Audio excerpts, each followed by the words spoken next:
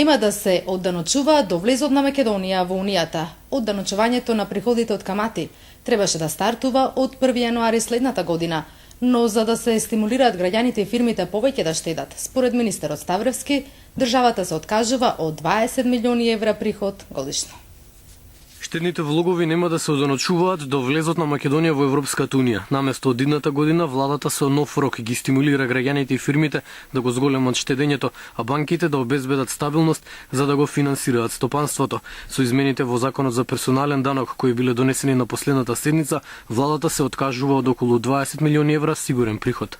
Во европските земји практика е да се одданочуваат тие приходи, и тоа би значило регуларен приход и за буџетот, меѓутоа како и низ за други мерки кои што претходно беа донесени, владата одлучи делот од овие приходи да се откаже, да не ги добие средствата во буџетот во корист на македонската економија, граѓаните, односно штедачите, банките и пред се фирмите. Вкупните депозити во банките се околу 3,8 милиарди евра, од кои над 70% се штедни влогови на населението.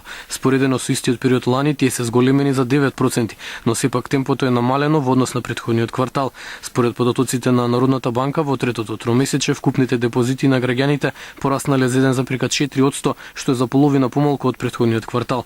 Поизразен е падот кај фирмите, чии заштеди во банка се намалиле за 8,9%. Се очекува штедењето да се поттикне со новата одлука на владата.